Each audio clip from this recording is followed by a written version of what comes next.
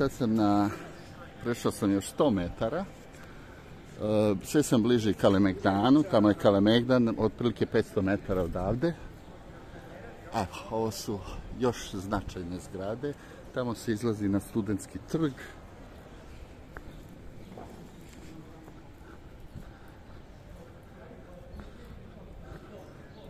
Ovo su sve zgrade koje su stare, sa divnim plastičnim reljefima. Predivne zgrade. Neke od njih su renovirane, kao recimo ova. Ova je renovirana nedavno, pred nekoliko godina. Ajte vidite kako su lepi ti reljefi. I tu imaju razne galerije, kuće. Evo, ovdje ima galerija i restoran.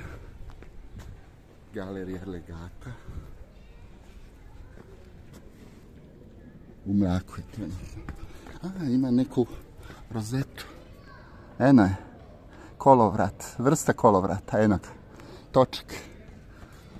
Tamo. Kako je ovo lijepa zgrada. Predivna je zgrada.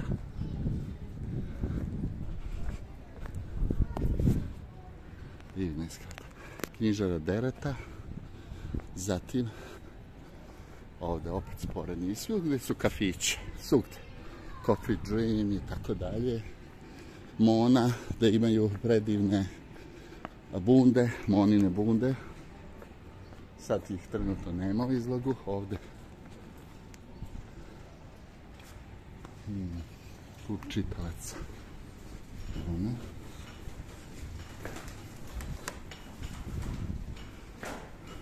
Paulo Coelho, on je Nobelovac. Tagore, to su indijski mudrac. Večna riznica osjećanja i mudrosti. Ovo je neki od restorana. Da, dobro što je to. Vraćamo se nazad. Idemo dalje. Ovdje je ogromna knjižara Lagunina. Pogledajte kako je to veliko. Odlično veliko. Ovo je opet. Šta je ovo? Goethe institut. Biblioteka. Zadužbina Nikole Spasića. Da. Dobro. Ovdje opet prolaz. Sve lepe zgrade, isto zadužbine. Nikola i Evgenija Kiki, Beogradskoj trgovačkoj omladini. Gledajte vi kako su to lepi ukrasi. Evo opet perunika. Ja mislim da je ovo perunika. Lili. Rozeta perunike. Zatim sljedeće. Ovo su isto lepe zgrade. To je ulica Kralja Petra. Tamo se ide za Sabornu crkvu, Patrijaršiju i kona Kneginje Ljubice. Dobro. Izvidite. Da vidimo šta piše. Za jedan trenutak vidite kako je to sve lepo. Dobro, ništa. Ništa. Znači, predivni ovi.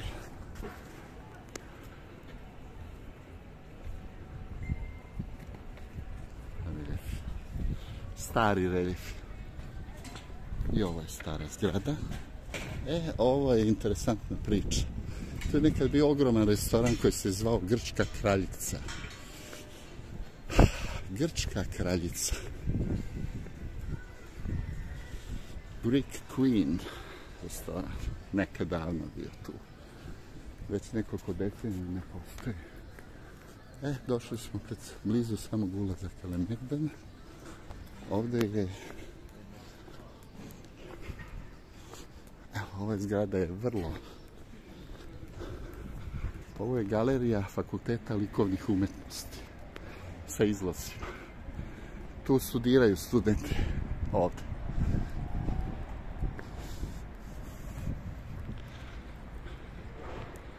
Da. Isto stara zgrada. I dolazimo, zadnja zgrada u ovom redu. Ovo je Raičev centar, tako se zove. Vrlo lep objekat. Raičeva shopping centar. Tamo je francuska ambasada. Tamo se izlazi i prema Sabornoj crkvi. Ovo je biblioteka grada Beograda. Biblioteka grada Beograda, isto stara veličanstvena zgrada. Evo opet motiv večnosti. Motiv večnosti. Došli smo pred Kalemegdan. Tu je preko puta Kalemegdan, ona je stalna postavka kuca. Idemo na Kalemegdan.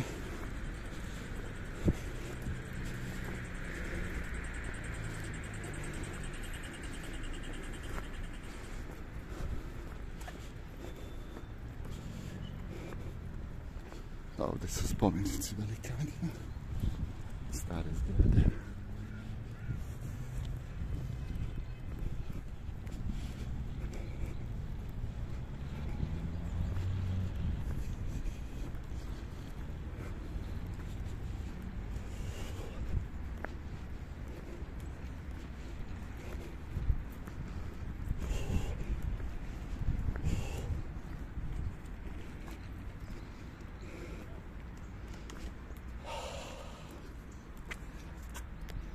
Na ovom mjestu je pročitan Ferman Sultana Abdul Aziza, kojim je Beogradska, Kladovska, Smederevska i Šabačka tvrđava predate na upravu i čuvanje knezu Mihajlu Obrenoviću III. I srpskoj vojsci. Evo, to je spomenik koji je napravljen tim povodom. Idemo dalje. Ovdje je niz spomenika u parku znamenitim ličnostima iz naše istorije. Čuveni pesnik Aleksa Šantić. Zatim možemo još par njih, pa idemo dole na pogled. Najlepši pogled. Idemo. Evo, dolazi jedan čovjek sa Erdel Terrierom u daljini. Ovo je Đura Jakšić. Spomenik Đuri Jakšiću i ovo je stariji spomenik. Da vidimo. I pa da...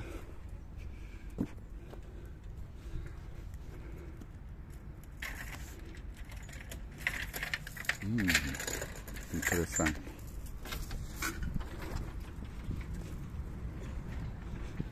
Idemo. Dolazi prema nama Erdel Terrier, to za ljubitelje pasa, za Emilijana Barberana, Fontana Ribar.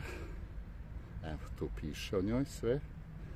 Kad je napravljena? 1906. godine. Ovo je šema ovog parka.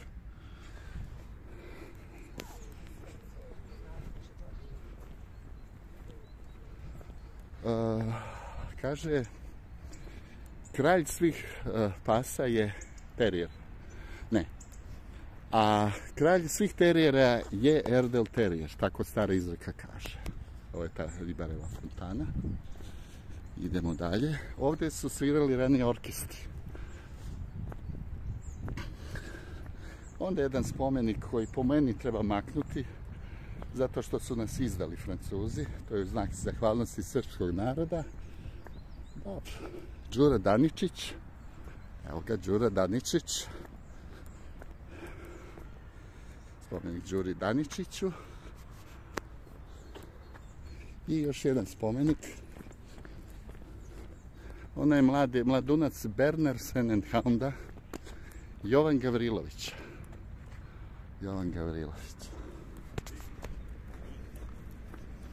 Znači, mladunče Berner Senenhounda. To je srodna rasa planinska ovom Saint Bernaru.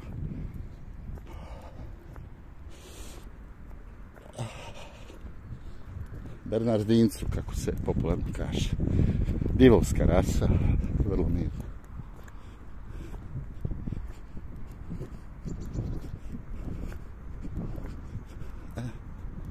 Približavamo se. Pogled na Beograd.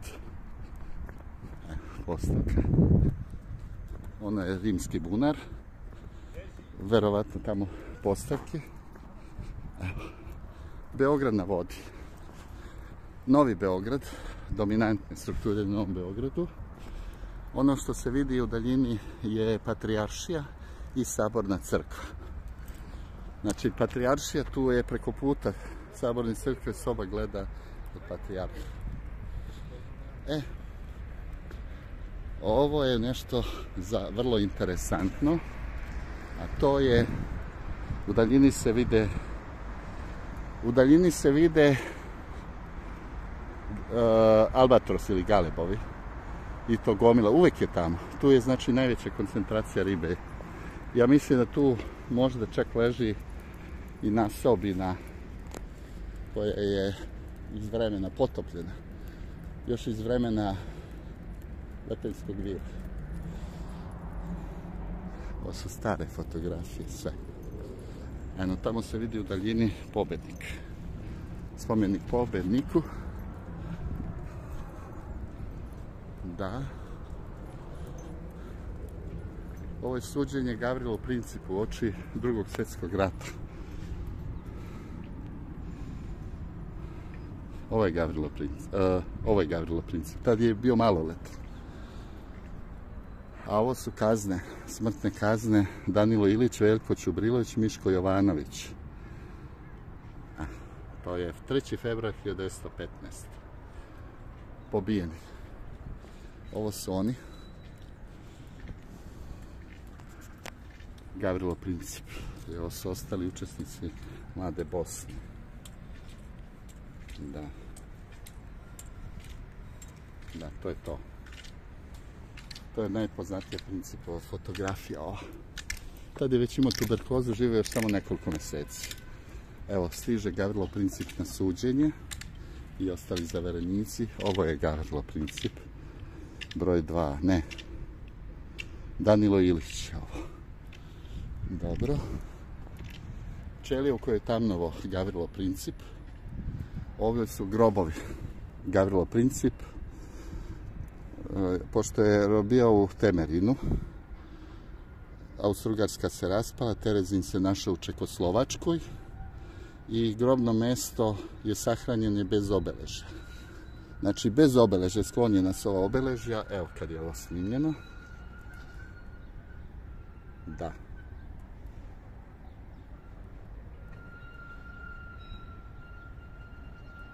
Da, prilično mi zabeležena tačna lokacija. Ovo je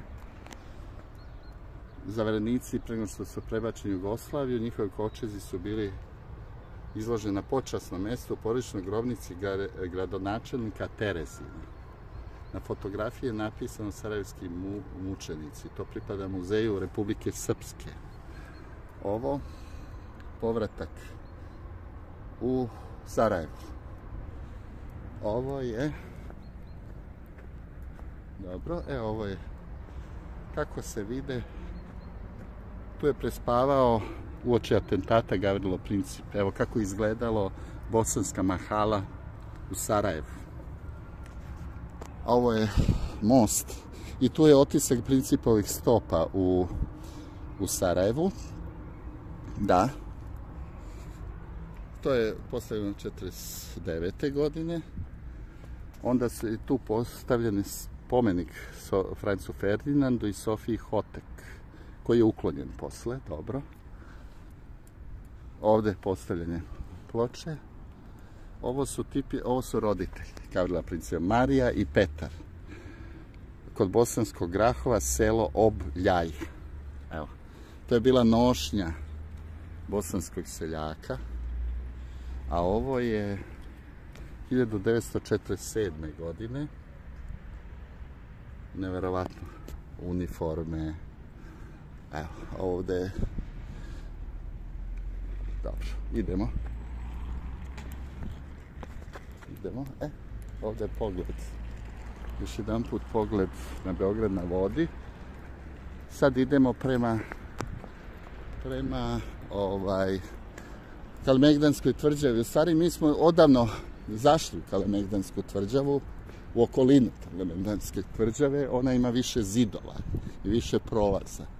To ćemo pokazati. Ima toliko prolaza, toliko neotkrivenih, zatvorenih, rupa. To čovjek može da istražuje danima. Ja sam slučajno otkrio jedan prolaz pre nekoliko dana, a 40 godina ovdje dolazim. Slučajno, jer su ga u međuvremenu otvorili. Ne znam se kada. Pošto je relativno skriven. Mi sad idemo.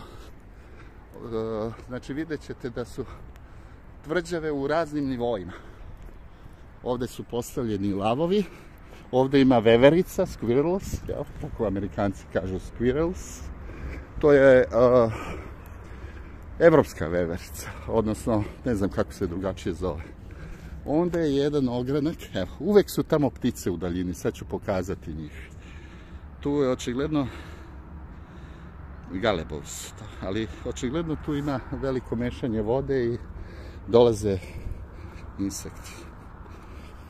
Zatim, ovo su ukrasi. Da. Ova recimo kapija, ja sad nju prvi put vidim, a ona tu stalno stoji. Da li u nju može da se uđe? Pojma. Ja mislim da ne može. Ajde da probam. A evo kako su izgledale fotografije ranije.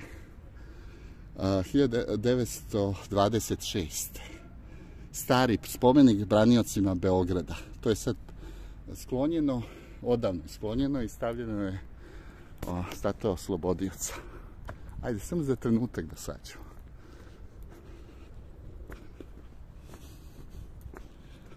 To su ti silni prolazi, evo, zatvoreni. Pogledajte.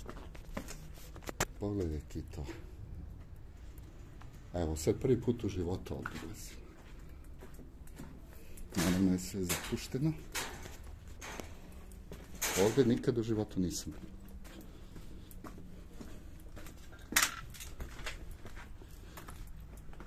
Gdje ću sad izaći? Potpuno zapušteno.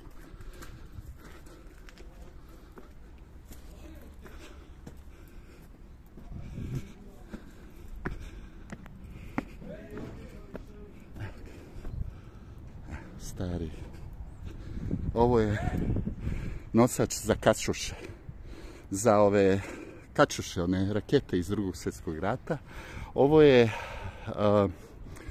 top, protivavionski top nemačke armije. Najbolji top Drugog svjetskog rata. Korišteni za vazdušne operacije, a ovo je, samo da vidim koji je ovo.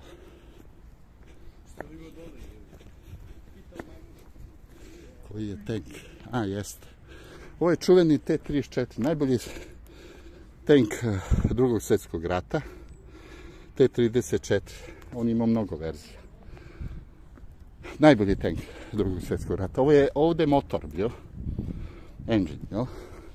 Ovdje je okrenuta kupola, evo kako izlivenog voća. Tačno se vidi, vrlo grubo rađeno. Evo, ovdje je bio vozač, poklopac za vozača, ovdje je bio mitraljez. Znači tu je poklopac za vozača koji on digao i virio. Ovdje su bili rezervni tankovi. Ovo je vojni muzej. Zgrada koja je.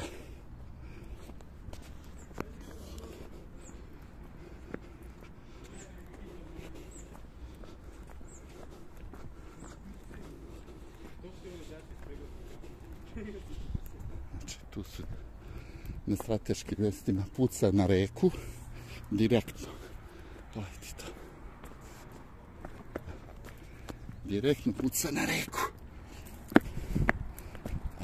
Ovdje sam bio malo. Ono je saborna crkva. Ovdje je vijaduk, odnosno pasarela. Tu se izlazi na reku. I sad ću ja da ponovo siđem. Spomenik oslobodiocima se nazire. To su strateške tačke. Vratit ću se do Sahat Kule. Ovdje su ove za gledanje. Tu ćemo se vratiti ovaj put.